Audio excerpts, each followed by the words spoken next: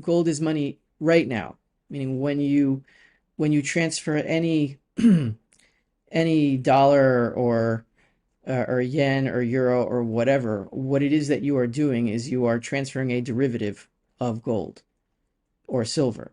That's what you're doing now. Now the question is not when gold will regain its preeminence, but when fiat currency as a substitute for gold and silver will lose its preeminence as the way to transfer gold and silver when making a transaction. So do I believe that gold and silver as gold substitutes will lose their preeminence for the main method of transferring real money, which is gold and silver? Yes, they will lose that status because statistically, every single gold and silver substitute that has ever been known to man in all of financial history has all fallen to zero. So do I think this will be the first exception in world history? No. I'm not naive, and I don't believe that.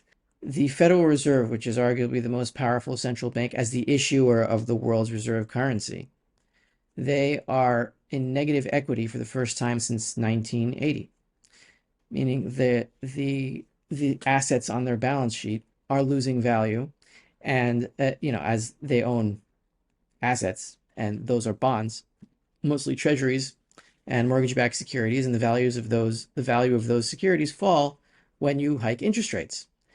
And so the dollar, which is chiefly backed by those assets, treasuries and mortgage-backed securities, and a slight little amount of gold in Fort Knox, which is also on their balance sheet, those assets are losing value. And meanwhile, the Fed has to pay more and more in interest on the excess reserves that it pays these banks. There's something like $5 trillion in reserves, plus all the reverse repos, that all this cash that the banks can't really do anything with, so they loan it back to the Fed, and the Fed pays interest on those reserves.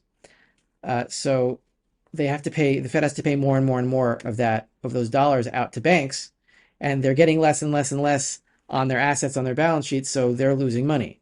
And the financial definition of hyperinflation, you can define it in consumer terms as when the desire to hold cash balances falls to zero.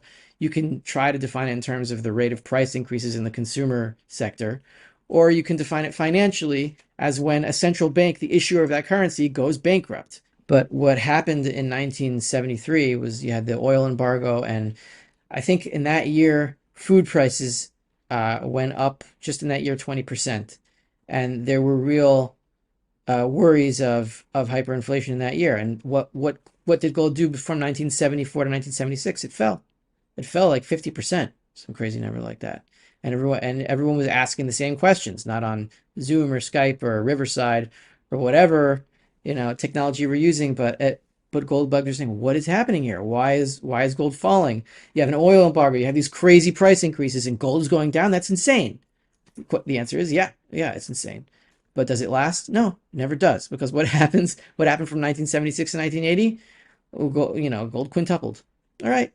So, years from now, people are going to be looking back and saying, what happened with gold and silver from 2020 to 2022, or 1974 to 1976, whatever the years are. Okay, so gold went down. It does that. But then reality is still reality, and the reality still is that all of the money that we use, all the money substitutes that we use, are still based on that same pyramid where the base of it is gold and silver. That does not change. That cannot change. So how long is this going to last? Are we in 1976 now? I hope so. I believe that we're close. All of these bank balance sheets that are stuffed with debt to the gills and all over the world, all that debt goes to nothing as it can't be repaid. And so everyone's balance sheet, all banks' balance sheet reset, and they all go bankrupt. And then we go back to like a 1980s price array in dollars. And is that possible? Yeah, but would it destroy humanity? No, it wouldn't destroy humanity, but it would be a global reset, a financial reset, where basically everyone in power today, everyone in financial power who make their fortunes by the inflation of the money substitute supply, they would be out of power because they'd all be bankrupt, and then they would have to peacefully transition from their positions of power to being peasants. They're not willing to do that. They're not going to do that. What they're going to do is they're going to keep inflating, and they're going to try to build their own safety nets, their own parachutes, their own separate wealth accounts of gold and silver somewhere in some bunker, and they're going to fly away to their bunkers when they need to, so they don't get lynched by the mob. And then they'll just let us. They'll leave the mob with the damages. They printed so many dollars, really, since 2008, that there's all this extra cash that the Fed has to pay the banks on those reserves, or the banks will have to try to loan them out into the economy. And that would be catastrophic for the dollar, because then all of a sudden you'd have these trillions of dollars in the economy that weren't there the day before. And what happens to the value of the dollar then? I mean, it would be unprecedented. Everything that's been happened since 2008 is unprecedented, but it would just be another unprecedented thing within the unprecedented chain of events that's happened the last 12, 13 years. And so they're paying the banks to keep them in, and they're going to have to pay more and more and more.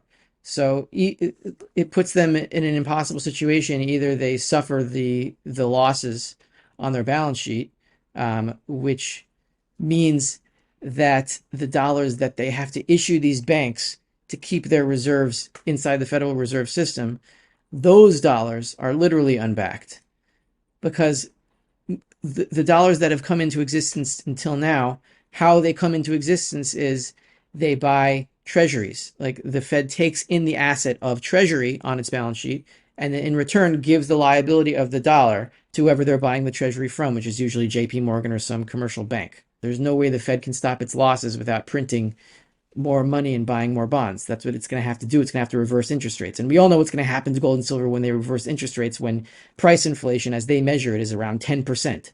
Everyone's going to say, "Oh, forget it. The dollar's gone. We're going to go to real money." That's what's going to happen. So it's one thing or the other. I mean, we see the Fed being sandwiched in on both sides, both directions. Either they lose money on their balance sheet, or they destroy the dollar, and they're running out of maneuvering room. It's just a matter of time, just waiting for that singularity to hit where they really cannot move anymore and everything explodes.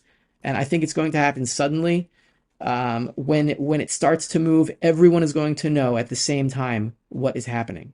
And we're not far away from that. I don't think we're years away. I think we're months away, despite what's going on in the gold and silver markets. Look at where we are in the world. We're the first situation ever where we're experiencing a global bankruptcy. All governments are bankrupt.